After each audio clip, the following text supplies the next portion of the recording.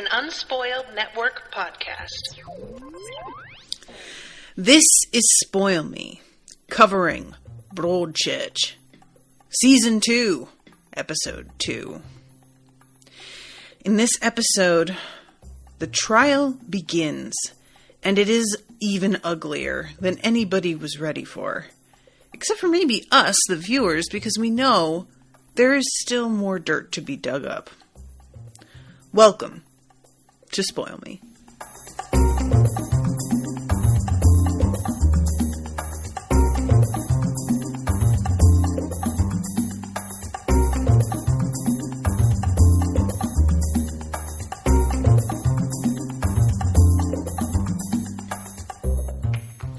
Welcome to the show, everyone. I am Natasha. Thank you very much to Paul for commissioning this episode. So this one was probably the toughest one to watch out of all of them so far, which is really saying something because this is a super emotional show. But the fact that things fall apart the way they do, and this is something that I really love about this show. Every episode could be started with me saying, I should have seen this coming, because they don't try to hide things from people, from the viewers. They lay the foundation and expect us to either remember it or not, and I didn't. So thinking about the fact that we know Ellie beat the shit out of her husband when he was in custody, it should have occurred to me that was not going to be a good look. At the time, though, as a viewer, Joe had already confessed, so I really thought that was it. And what's so frustrating about the way this is being spun is that they are trying to say it's possible that he got beaten up before he was brought into the station, and that means that his entire confession was coerced. Despite the fact that there is no evidence, he is on camera from the start of the, not when he was with Alec in the shed, but when he's being questioned before Ellie comes in, I feel like it can really be presented that he hasn't got any injuries. And he's on camera, you can see him. Now, that all depends on how visible... excuse me. Show on camera, because that is certainly a thing that some people take into consideration when they beat the shit out of a person. But it just feels like more of an argument could have been made against throwing the confession out. And yet, despite that, I know that there comes a point where continuing to try and argue why no, it really wasn't that bad, it just weakens your case, and it's best to step back and start fresh.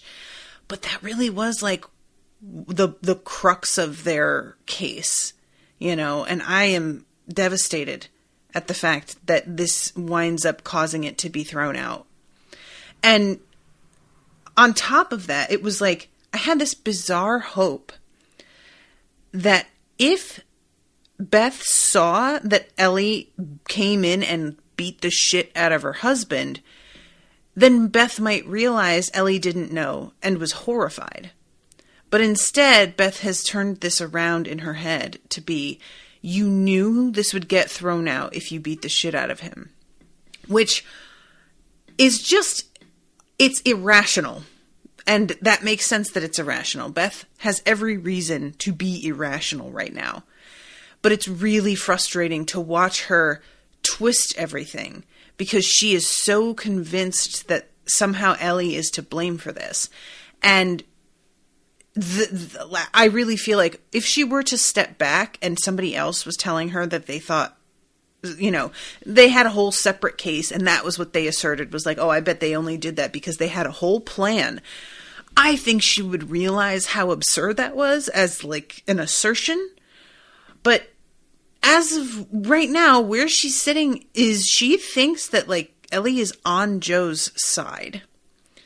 And it's really such a bummer because it's one thing to think you knew and either you were in denial or you didn't want to get your husband in trouble. I don't know.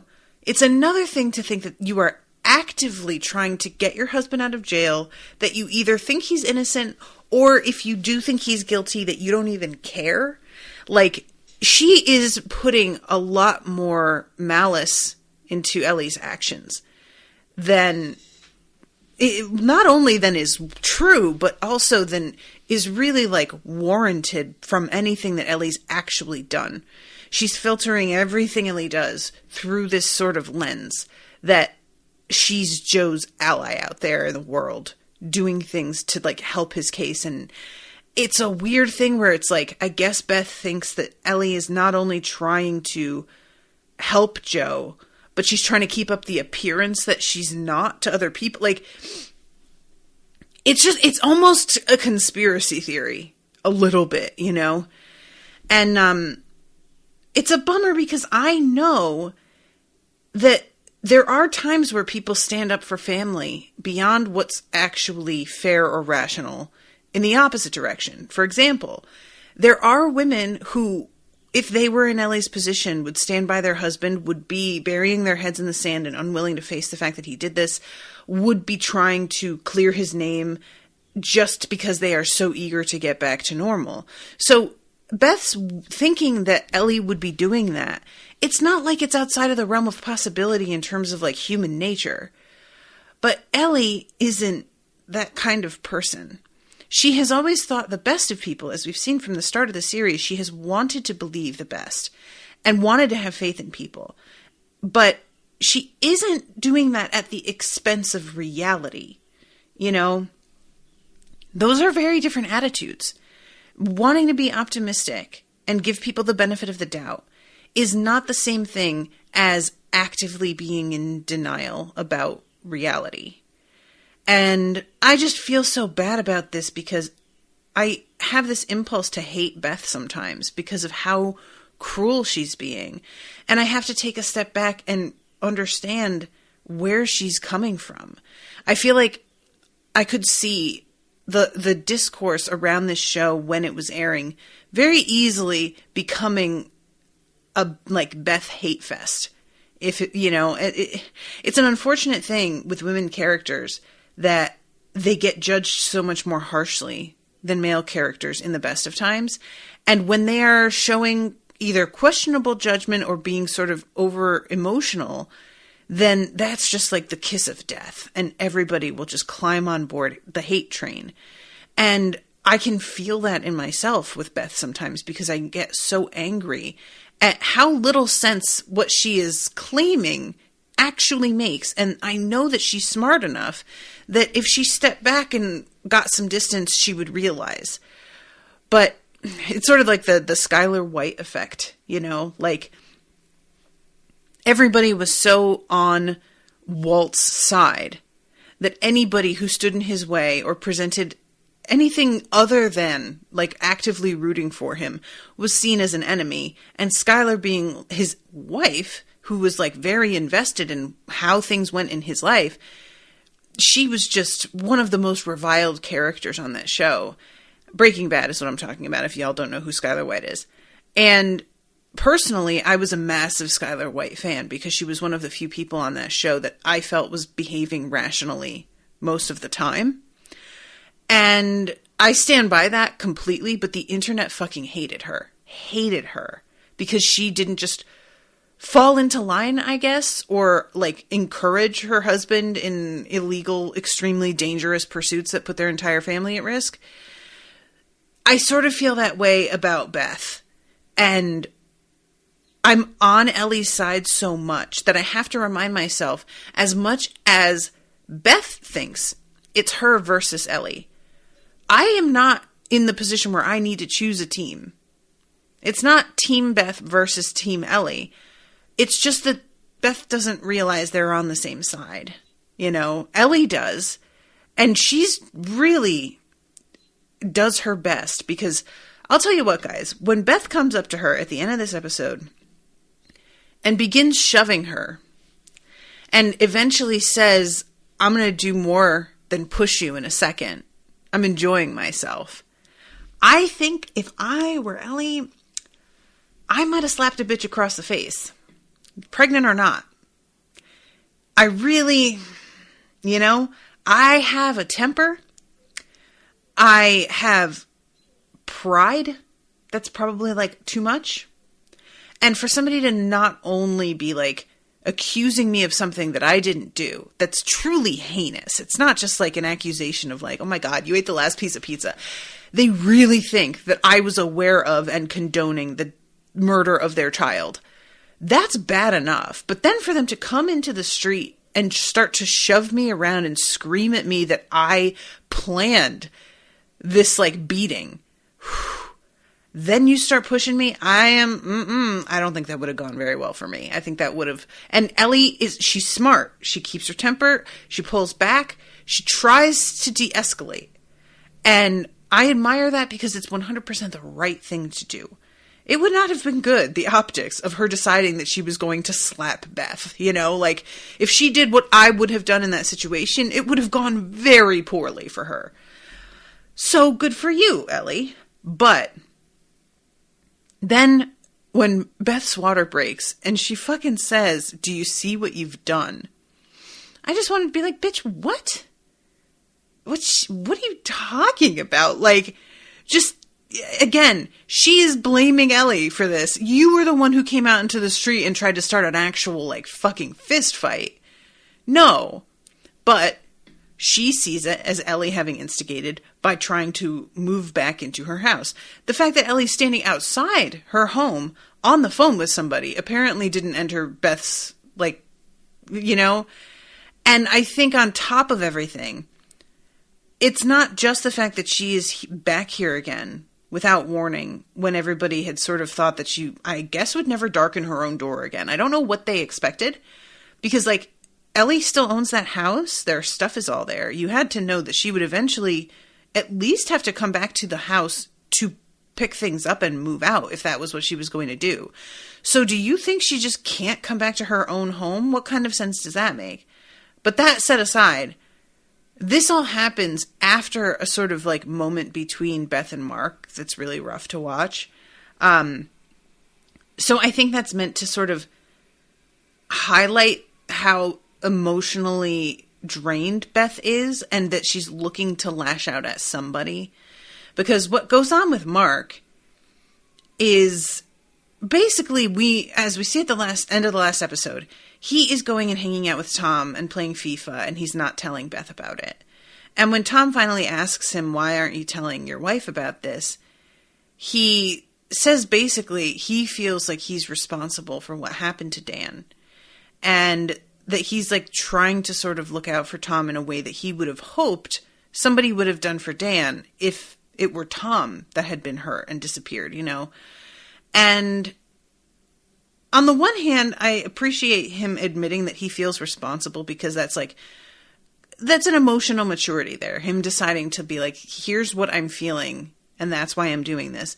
At the same time, it doesn't exactly answer the question.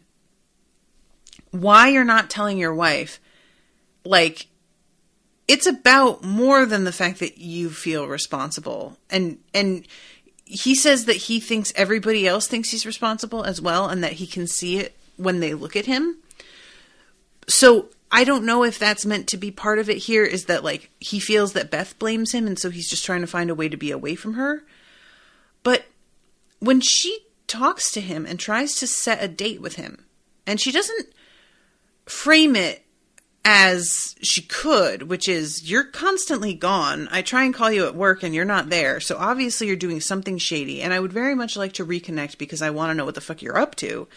She frames it as, I'm pregnant, about to pop, and we're going to miss our chance to have any time together before it turns back into like baby land in here.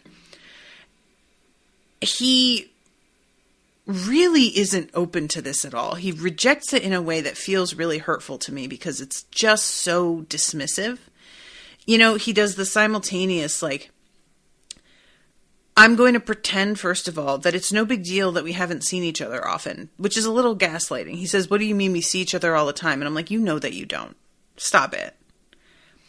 But secondly, the whole, like, issue with money and the fact that they only have one source of income coming in and that they shouldn't spend money on going out. And you know, it's the one chance before she's right. That shouldn't be, I understand having to take money into consideration. Of course I do. But if that were really the only thing he was worried about, he would come up with an answer on a date night that they could do that wouldn't cost a lot. It's an excuse, and it's very transparently an excuse. So it's really frustrating to see her try and reach out to him. And we know how this is how he has reacted in the past when things have gotten rough between the two of them. He has chosen to go and do his own thing and not talk to her or share what's going on with him. And it's a really bad habit to get into. This is the stuff that divorce is made of. You know, you can't retreat from your partner, especially during a time like this. That is a betrayal. Your child is dead. And she is about to give birth to your child. Get the fuck over yourself, dude. I was disgusted with him, honestly. Like, I understand that the overall motivation behind him deciding to go and see Tom, but nevertheless, there's something really self-pitying about his attitude here, and he is not dealing with this the way I want an adult to deal with it. You know, he's just... It feels really self-indulgent, and you've got a family, man. Like, they're wondering where the fuck you are. They're experiencing this alone, basically. The only time that you are, like, with them through this is at the court. And otherwise, you're fucking MIA. And it's just really, like, thoughtless. And like I said, it just feels really, like, self-centered. And, I understand feeling a sort of obligation to Tom, but, like, where's your obligation to your actual family? Where's that? What's going on? It's him trying to make up for something that he can't make up for, and not focusing on what is in front of him that he could make up for. You know, this is a thing that people do all the time, is they focus so much on the past that they don't see the opportunities in front of their faces. And it's just incredibly annoying to watch, you know? Ooh, Jessie, I didn't see that she said first order of business barrister wigs. We will get there, Jessie. Yeah, this episode is kind of like a string of people making bad decisions. Yeah. Yeah, oh my God. The whole thing, too, with Beth being cross-examined on the stand is awful. We have the whole thing where Beth has people who are going to be giving evidence at her house, and she invites their lawyer over. Forgive me, I can't remember the lawyer's name. You're going to have to remind me of both lawyers' names if you can, Jessie. And the lawyer is just, first of all, like, this is super inappropriate. I shouldn't be here. Which I'm not entirely sure why that is. Like, I know, for example, when... in the United States, when people are going to be giving evidence, they are often coached by lawyers on what exactly it is that they should and shouldn't say, and the way they should word it or handle things. Like, that's a common thing. So I don't really understand her reaction. I don't know if there's something different in the way that the law works in the UK where that's not really allowed, but it's not just their own client that they do that with. They find people that are going to be, like, advantageous to them, and they find a way to, like, get them to word and present things in such a way that it will be beneficial to them, you know? But regardless, Jocelyn, thank you, Nina. So she just basically tells them all, don't lie, because they will find out, and it will come back on you, and it will fuck the case up. And Beth says something in that moment about, like, well, there's no need to worry about that. None of us have anything left to hide. And I was just like, Beth, what are you doing? Why do you think that? Why do you think that nobody has anything left to hide? Like, that's a really sweet suggestion, but honey, that's just so patently untrue. And the way the camera goes around everybody's faces makes it very clear that that is not true. And she says nobody has anything left to hide, when she herself is aware of the fact that there has been an affair, and she just thinks that that's not going to come up. And what's so awful is the fact that she really does know it's not relevant, and so she thinks that means it won't come up, because she doesn't understand what playing dirty actually means. She doesn't think... Any women who have, read about true crime, especially things that have actually gone to trial, especially things that are in regard to sex crimes, rape especially, we know from reading that what playing dirty means. And that is, we are going to frame the victim as a slut with no morals who can't be trusted. Look at what she was wearing that night. Look at the underwear that she had on. Look at the way she was drinking and throwing herself at people. We have camera footage of her provocatively dancing. We have the bartender saying that she was slurring her words and ordering another drink. They make you look like you aren't the victim at all. That you invited something and then are trying to blame someone else for your bad judgment. But because this is the death of a child, Beth is thinking, oh, well, they wouldn't do something like that with this. Because, not actively thinking that, but, she has some faith in, humanity. And what people's idea of, right and wrong is. She doesn't grasp. In my opinion, as soon as you find out that somebody is willing to defend a man who murdered a child and confess to it, that person is garbage.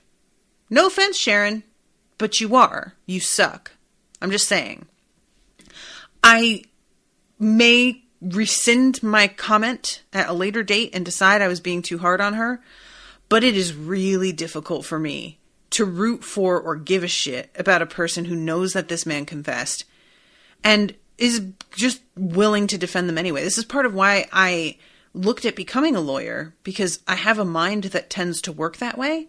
And then when I really stopped and thought about, I'm going to have to defend people that I know are guilty, or defend people that, they maybe technically didn't do the thing, but they, basically did the thing. And I wouldn't be okay with that. I wouldn't be able to do it. I couldn't sleep at night. And I just, Sharon knows this guy is guilty. There's just no fucking question at all. And she has taken this case. So by virtue of just that, we know, in my opinion, she doesn't have any morals about that. She's not going to hold back.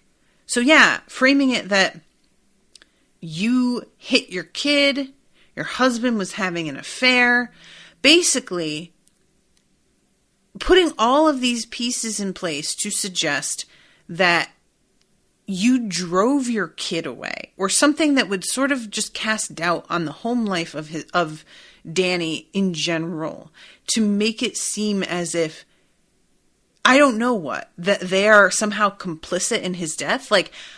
It's just all meant to murky up the waters, and I don't really know what the overall goal is, but it's certainly, the point is, in general, previously we had this pristine family, beautiful English rose mother, as was said last season, attractive dad, and it's a, country village, all very sort of, what's the word I want? They're an archetype, right? And then we have the evil man who came in and murdered their child. And what we have to do is change that narrative. And we have to make it so well, who knows what could have happened? But I don't know what they're going to assert actually happened. I'm not sure if that actually even matters. Because oftentimes what I'm used to when there's a defense is, we are going to say that this person did it instead. So are they going to try and say that it was actually Mark who killed his kid instead? Are they going to try and put it on him? Because at the time of death, he was with Becca. And so he has an alibi. But it's a really shady alibi. It's not one that people are going to want to give credence. That's the problem. You know, being like, oh yeah, this woman that I was like having an affair with on the side, she swears that I didn't do it. Like, people aren't going to take that one very seriously. So I really hope that's not it, but it really feels like that's the direction they're going. They haven't actually made an accusation yet, but it feels like they're putting like the paving stones in place, and they're going to be walking down that road any second. And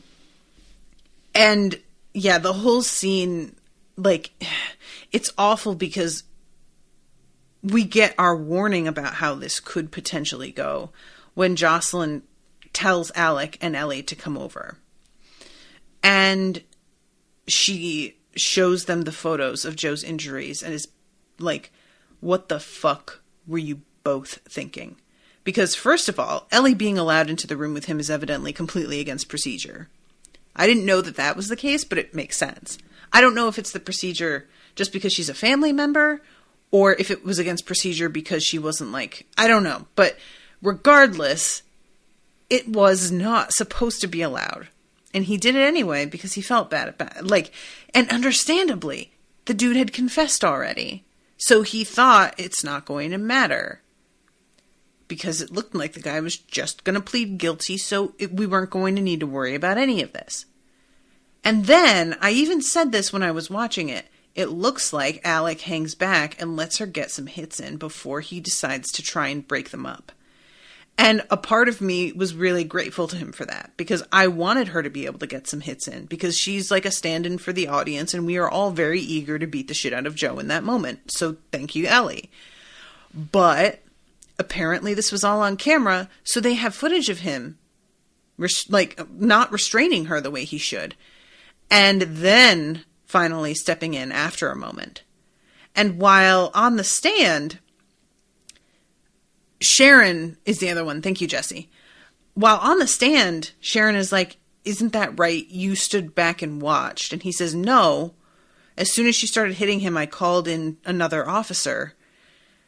Sharon still, at the end of that interrogation, says, a man who by his own admission stood back and watched. And I'm like, no, he just said that's not what he did. But she's like just repeating shit, and that's the way I guess it's going to go. I kind of wanted there to be an objection there. You know, it's really tough because I don't know how courts in the UK work. I'm not sure of the procedure in comparison to an American court. But I really feel like the prosecution, if the defense was like being like by his own admission, blank, blank, blank, and totally misspoke, which is a generous way to put it, I believe the prosecution would object and be like, that is not what he said. But she doesn't. And I don't know if that's because she can't, or because she doesn't think there's a point, or what. But I wanted there to be an interjection there, and there wasn't. And in the end, this results in his confession just being completely removed, and everybody is told that they aren't supposed to consider it in their evidence, everybody on the jury. Now, I have a question for you guys, those of you who are in the audience, and I don't know if any of you have ever served on a jury. I find it really interesting that I have never had jury duty before in my life. I'm 36 years old. I really would have thought it would happen by now. Owen's been called to jury duty twice, and he's 6 years younger than me. And I've, lived a variety of places. I would have thought it would have happened by now, but I haven't.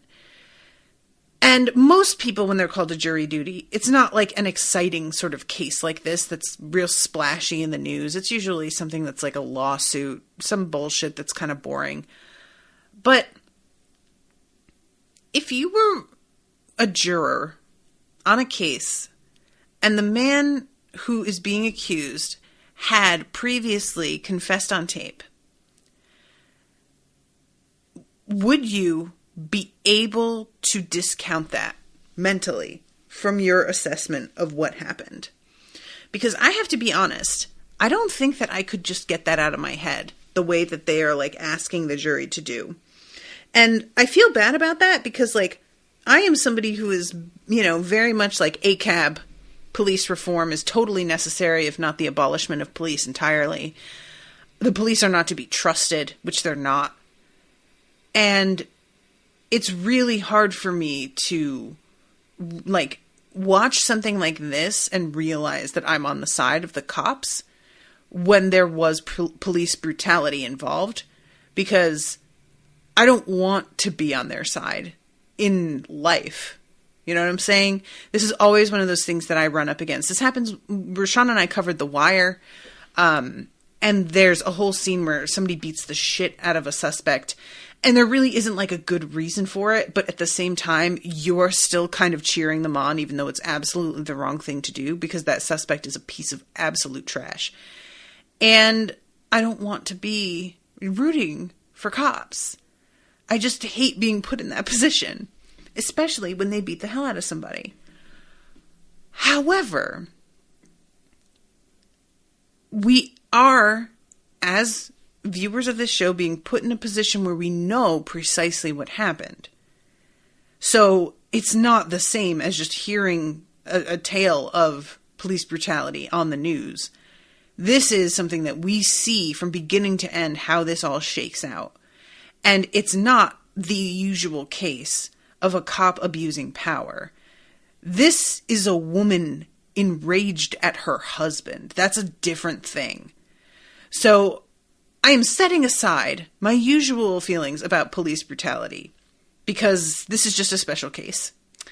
Obviously, it's also fiction, but you know what I'm saying. And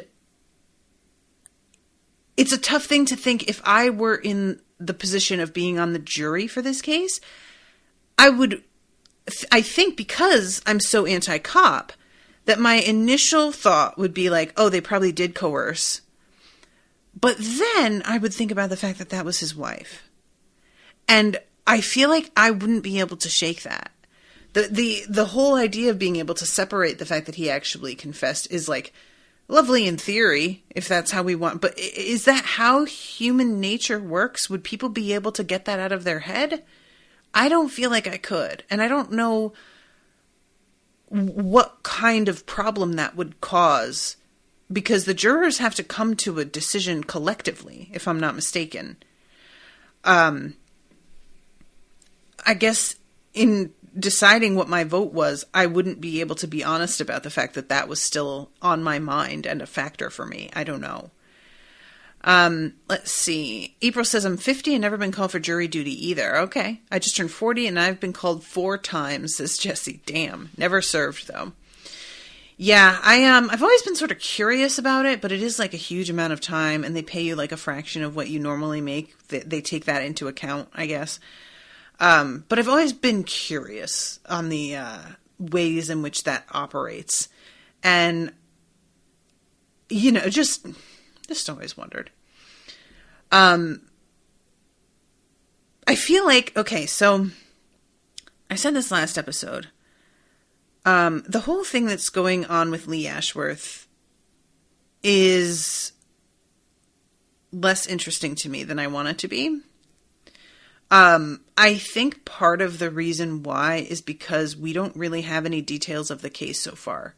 I think that's really been the disconnect, is we've gotten basics about the body being found, the 19-year-old girl, we don't know where she is or what happened to her. We've gotten the overall like story about there was a pendant that was in his car and it disappeared. His wife was having an affair and the car got robbed. But I don't know where the body was found exactly, or the circumstances surrounding the body being found. Was it a search? Did a stranger stumble across the body? How long did it take for them to find her? How long had she been dead? What was the cause of death? Had she been strangled or drowned? Had she been sexually assaulted? Or did it seem to be simple murder? All of these things that for me make a case interesting because I am trying to piece together what could have happened. We haven't been given any of that information. And for me, that's really affecting my interest. Right now, all we've got is this personal vendetta, and I will call it that Alec has against Lee. And I've got to be honest, you guys, I am beginning to think Lee didn't do it. Alec is a smart guy, And I want to trust his judgment, but the way that Lee says, I had nothing to do with that and you ruined my life, felt very sincere. That was like a genuine, you took everything from me and I had nothing to do with that. He may just be a great actor or a great liar, or it might be that he was like indirectly responsible but didn't actually kill them, and he's managing to like tell himself a story that sounds genuine when he protests his innocence. But I don't know. I don't think that he did it. And if that's true, if he didn't, then that means that Alec is super mistaken about something, because when Ellie asks him, why are you so sure Lee did it? He doesn't actually answer her, which I find really annoying. This is a thing that Alec does over and over. He gets asked a question and then he says something completely unrelated and does not answer the question. He says something as if it's like the answer, but it's actually not. So we don't really know any of the reason why he thinks Lee is guilty. And I am starting to doubt the word of, what's her face? His wife. What is her name? I'm not doubting, because she says something at one point to Ellie.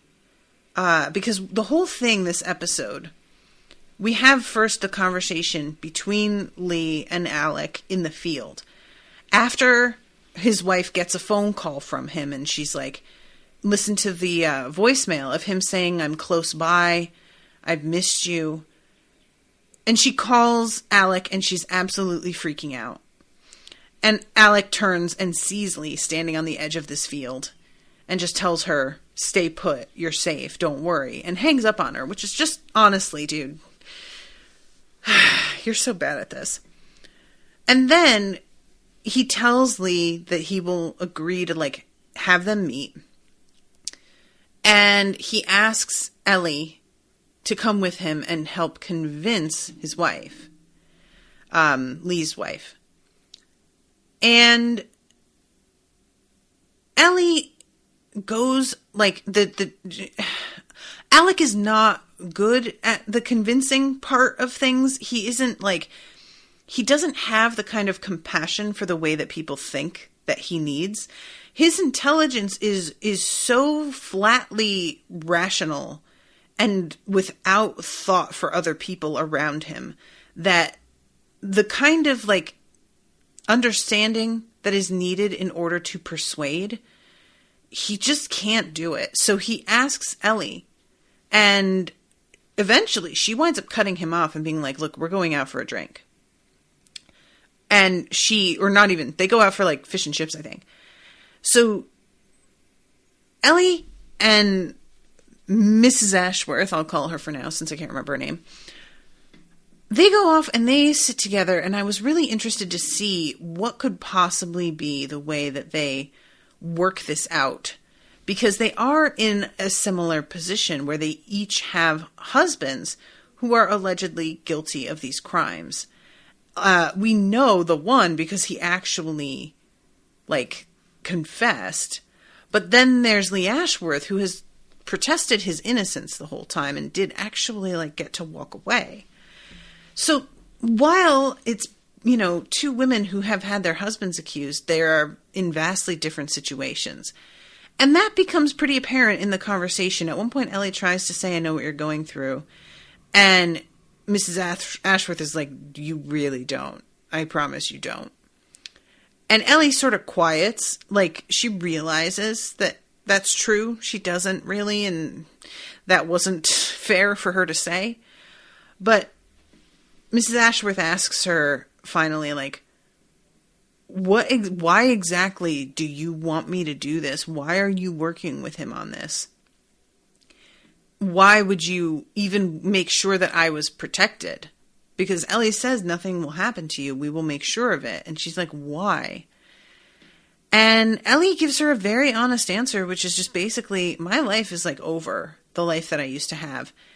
And I feel like I fucked up the reason that this kid is dead, or at least that we didn't find out who did it right away, was because I didn't do my job well and I was blind. And I would like to fix it and I can't. So I would like to fix something. Here's a case where somebody who is supposedly guilty did not get brought to justice, and I have a role where I could potentially help make sure that that happens. And why wouldn't I want to do that? And that sort of quiets Mrs. Ashworth down, and she seems to understand that rationale because, you know, if her story is true, she would understand feeling like you should have known. You should have been able to do something. That is something that she could relate to. But I will say, guys, I'm beginning to be more suspicious of her than Lee. The way he's behaving just doesn't feel... First of all, she has acted as if he's going to try and come after her in retribution for her testifying against him. And we see him here, excited to see her, having missed her, and it feels genuine. Now, that is nothing, there are people who are very abusive, and they believe that they actually love the person that they are abusing. And they would say, I missed you so much, about somebody whose face they beat in last week and who refused to see them for a few days. So I don't want to give that too much of I don't want to have his feelings on things outweigh her feelings on things. Her fear of him seems really real. When she calls up Alec, she's practically in tears. She's so scared. And Alec hanging up on her, she really seems to freak out. But when she's talking to Ellie and she says something about how I fancied him right away, it was a chemical reaction. 3 hours later, I was shagging him on his living room floor. Which I loved this because Ellie's reaction is so, you weren't. I've never done anything like that. And that line could have been delivered in such a way as to sound really judgmental, but instead it almost feels wistful. Like Ellie's like, oh man, I haven't been bonkers like that. I should have done, I don't know if she does regret not doing it, but there's a slight feeling to that of just I wish I'd done some more crazy shit when I had the chance. She kind of does have the chance now, but it feels more desperate when it's not for fun and it's instead to forget the hurt from somebody, and I don't I can't, there's something about the way she says, when I was around him, I was addicted to him. He was like a drug. That makes me feel like there's something beyond her just it makes me feel like there's more to what was going on between the two of them than just a romantic relationship or regular marriage. It feels like there's something else. I don't know what that could be or how that, but... And when he comes up to her, when they're finally alone together, and he begins unbuttoning her shirt, allegedly to see if there's a wire, it's such a weird moment, you guys, because there's a sexiness to it, of course. He's, showing her cleavage, which I could not stop laughing, you guys. This kept reminding me of a Brooklyn Nine-Nine episode where everybody is convinced that this one character has a wire in her bra, and they keep yelling at her tits, even though she does not have a wire on. And the way that she's looking at him when he's unbuttoning her shirt, it feels simultaneously like she's afraid of him, and she's also kind of enjoying it. And I can't tell if I'm projecting, perhaps, because it's a little sexy and I have a crush on this actor, or if it's actually what's going on. When Beth comes up and she begins causing this scene with Ellie outside, it gives them the opportunity to run off. And I have no idea where they could have gone. I am so curious about this, you guys, because the camera work is done in such a way that we don't really see where they could have gone. And I'm not convinced they left the house. There's a part of me that wonders, did they run into the basement? Is there a basement? Did they run upstairs and hide in a closet? And then they're going to wait for everybody to disperse and look in other... But I guess Alec was outside the door of the room, which was their one exit. So they probably aren't still in the house. And Ellie was outside, but she was distracted. So if they were out there, I don't know that she would ever have noticed. And the fact that they ran away together, it's really, this could be any number of things. Did Mrs. Ashworth want to go with him? Or did she feel coerced? Because the fact that she says he was like a drug makes me feel like she knows this isn't the smart thing to do, but she might be like, we all had a person at one point in our lives, and if you haven't yet, you will, that causes us to sort of lose touch with our good sense. You know, it's just something that you wind up going through when you are in romantic relationships. There is a person who can, for some reason, get away with shit that none of your other partners could have done. And you are willing to overlook it. You are willing to forgive them. And oftentimes, amazing sex is a major factor. That's like a consistent thing throughout every relationship like that I have witnessed or been in. It's been the fact that there has been such an insane chemical sort of like attraction that it overpowers your fucking brain function. And your body just completely ignores anything that your mind is telling it. And you just let them get away with complete garbage. And so I'm sort of wondering if that's what's going on. And that's what she meant, is just more like, if I'm around him, I don't know what I will do. Because I know all of my fucking common sense leaves my body when he's nearby. And that might be all she meant by that. And this might be the evidence of that, you know, her running off with him.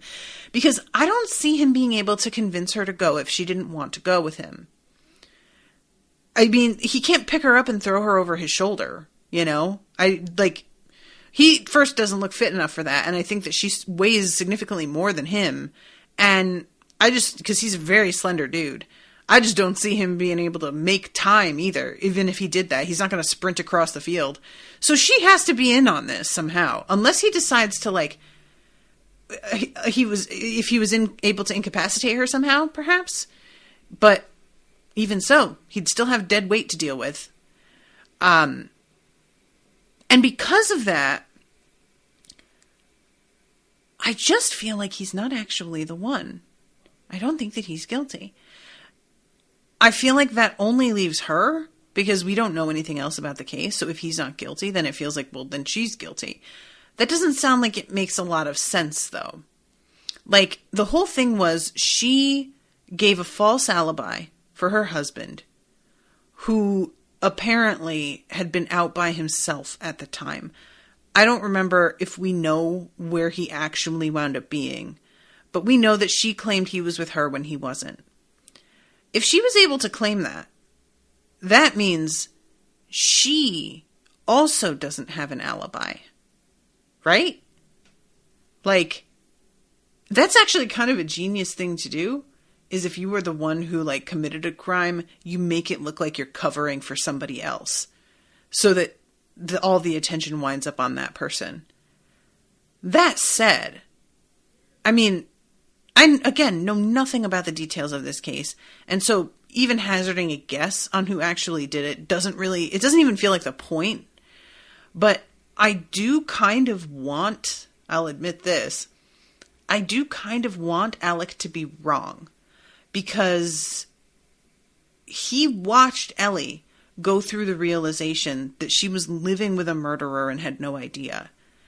And there's a lot of body language signals between Alec and Mrs. Ashworth that feel like there is an attraction between them, and that he feels protective of her in a way that is more than just because he feels responsible for her. I don't think that there is an actual relationship between the two of them, but I feel that there's an attraction, and he has resisted that for a variety of reasons, but I think it's there, and it might muddy his judgment a little bit. And I wouldn't be mad at him realizing that he was super wrong about a person either, because he's very quick to point the finger at other people being irrational about stuff. And does it in such a way as if to suggest he's never fallen for that sort of thing himself, or if he did, that he's over it now and he's grown and moved past it. And him getting sort of cut down to size, I wouldn't be super mad at it, you know? And I feel like it might make Ellie feel a little bit better. And, you know, there's a few moments this episode, like he comes in when Ellie has, they are dusting down his place for Prince after Lee goes into his little trailer and like digs up a bunch of his mail and stuff. Which leads to a very embarrassing moment where Ellie asks that guy out for drinks who had tried to get her to have an affair last season. And he tells her that he's seeing somebody. And it's unclear whether he really is or if he's just saying that, because like getting involved with Ellie at this point would really be a fucking minefield. But obviously Ellie is super embarrassed to be rejected, whether or not it was for real. And she sits down because she finds, while she's in the apartment, Alec isn't there. And she finds the file that has the Sandbrook timeline in it. And she sits down and begins looking through it. And Alec comes in and is so angry that she has been looking through his stuff. And look, the principle of her opening drawers and going through them and finding shit, okay, sure. However, you asked her for a favor to like dust for Prince. They're going to find things as they wander around the apartment. That's the point, is like going at handles and drawers and stuff that he's probably rifled through. And you're asking her to like put herself on the line for a woman involved in this case. You should have given her the Sandbrook timeline file of your own accord. And I have a hard time believing that Alec wouldn't have opened this and read it himself if he were in her position. Alec doesn't have a good understanding of other people's boundaries, but he values his own boundaries a great deal. And he's going to need to fucking get over that. And I am glad that she went through and read it, because I have a feeling he wasn't planning on telling her half the shit about the case, because for some reason he just expects her to completely believe his assertion that Lee Ashworth is the guilty party with no evidence or support. And it's a little bit insulting. There's a sort of vibe to that expectation. Like, you know I'm better at this than you, so just trust me. And that's just kind of shitty, you know? It's like, just trust me. I'm not going to trust you, though. And yet, I'm also going to ask you for multiple favors. He does that also. He asks her for help with Mrs. Ashworth. He asks for the dusting of his place. He asks for the use of her house for this meeting that winds up going completely haywire, which he didn't see coming for some reason. Like, dude, I understand his reasoning for not wanting to use it, or for not wanting to use like a hotel room or something, but I really think he says something like someplace that we can cover front and back, and I'm like, the place that you were staying in the center of town still could have worked, though. You know, like a hotel that's locally owned. You could have set people. It could have been fine. Whatever. So all we know from that, though, is that he had some cameras that he had set up in that room before they came in. And so we may be able to get a little bit of information about what's going on, because they may have said something to one another about where they're heading, or what's, you know, who knows, because they weren't aware that they were being recorded at all. That said, maybe he figured it out. Lee Ashworth doesn't strike me as a foolish person, and he may have noticed and pocketed the camera and run off with it. I don't know. Okay, so I'm going to back up a little bit. The reason that Jesse brought up barrister wigs was because I couldn't believe that I didn't mention them when I was recording the previous episode. The whole thing with barrister wigs in the UK is utter nonsense to me. I cannot wrap my head around the fact that we still do this. And by we, I just mean like people. It's so ludicrous. It's so pointless and stupid looking. It's so stupid looking. We all have to agree on that, right? Come on. It's absurd. I mean, I can't, you guys. They're so bad. So, I just, like, honestly, the fact that that is still a thing breaks my brain. And I wanted to bring that, like, the barrister wigs up again, because it sort of brings me back around to Sharon, because we get a bit of a thing with her. And I've already said that Sharon can go to hell because she's defending somebody who has confessed to killing a child. And I stand by that completely. But we have a couple of things. I forget her assistant's name, who I'm just going to keep calling Fleabag. Nina says, and the wigs are super expensive. Oh my God, are they? That's so annoying. Like, literally, this is... who decided this? Who? I can't. So, Fleabag and Sharon are staying at this, at Becca's hotel in town. And we get a couple of scenes there that are very... So first we've got Fleabag and Sharon walking down the street discussing the case on their way back to the hotel after, I don't know, going and interviewing. I don't know where they were. Maybe they were in court. Maybe they were meeting the judge. But they're trying to figure out what they're going to do. Well, Fleabag's trying to figure out what they're going to do for the next leg of the case. And for some reason, Sharon keeps putting her off, changing the subject, talking about what they're going to get for dinner, not wanting to engage on their actual game plan. And it's weird, because it just feels like she's not taking this as seriously as Fleabag is. And I'm not entirely certain if it's because she resents being on this case. It feels like when she's in the courtroom, she's giving it her all. But when they're together, she seems like angry at the fact that they are even talking about the case. And it's weird.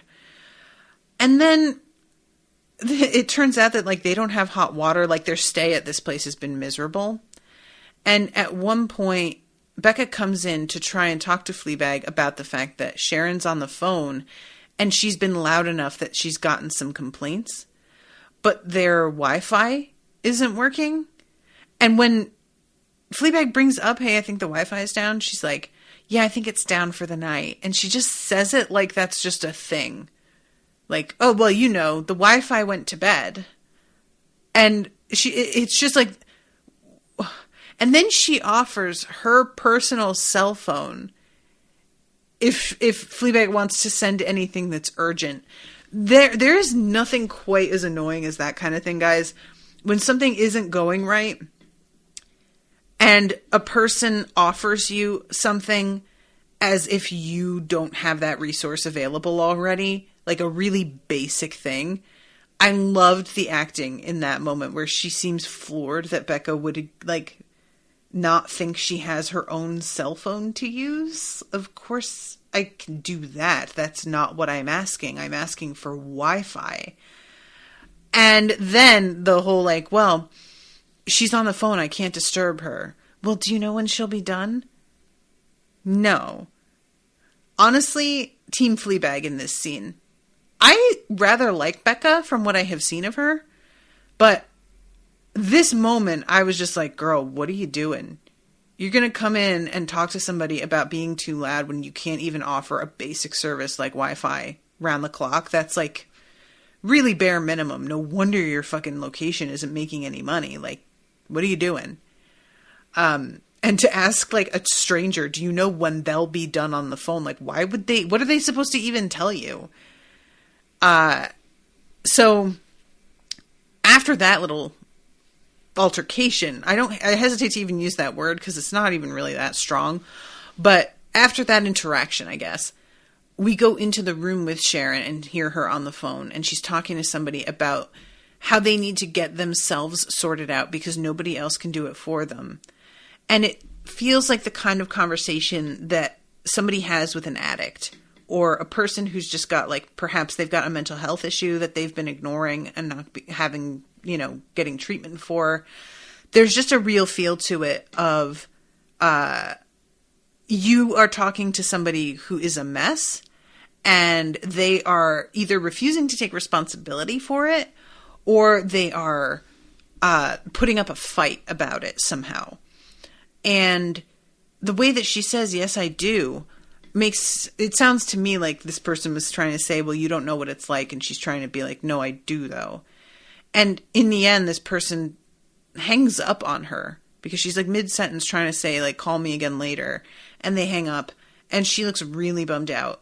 And I'm wondering if this is connected to whatever the incident was that got hinted at last episode that they're trying to like sort of recover their reputation from. But yeah, I mean, this effort to humanize Sharon is noted, but not accepted. I'll just say that. I feel like that's about everything. I always have this whenever I cover something sort of out of order, because I'm talking about individual moments rather than from beginning to end. I know what I missed. Paul. So, guys, real quick, because I am over time. Paul goes to see Joe. And Joe is despicable in this scene. Holy shit. I hate him so much. I can't even handle it. He could give a fuck about what he's putting everybody through. And he wants, like, Paul to go and, like, get photos of his kids for him. Like, dude, everybody sees you as a pedophile, whether you actually sexually assaulted this kid or not. That's what everybody thinks of you. And the priest bringing photos of the young boys to you, not a good look. Just, no, don't even ask for that. And he asks Paul, and Paul says, I'm not going to do that. He wants to know, whose side are you on? And I'm like, you know whose side. He's a fucking priest. It's not your side, buddy. The guy who murdered people. And Paul looks guilty when he says, whose side are you on? And I'm like, no, Paul, you're absolutely correct. Don't you dare feel guilty for that. You're right. And later on, when Paul's leaving, Beth calls him because she's just left flowers at Danny's grave. And she is asking to meet him, but he's not in town. And he low-key lies about where he is. Not really. He leaves out where he is, but, like, he lies, really. Paul, she's gonna find out. What are you doing? This is gonna be so ugly. So ugly when she finds out. I had no idea she didn't know. And I am not looking forward to that scene. Because, yikes. Paul, stop going to see him. I understand you feeling the obligation to do so, but this man is not penitent, and he doesn't actually, he's not actually asking for spiritual guidance.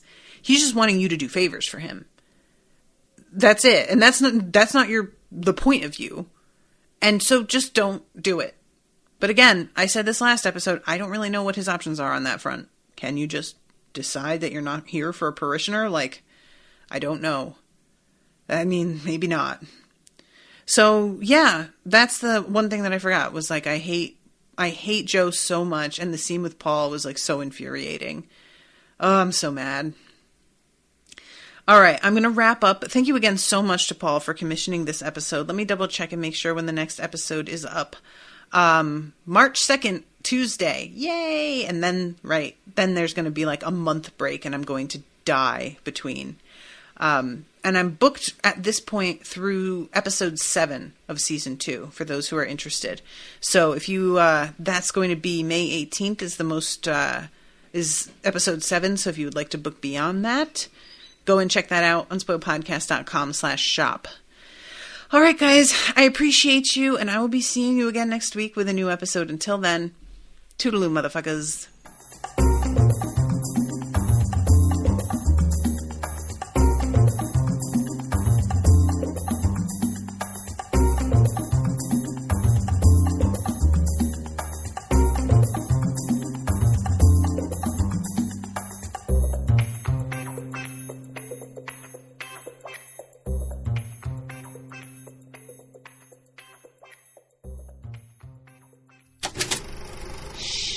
That was an Unspoiled Network podcast.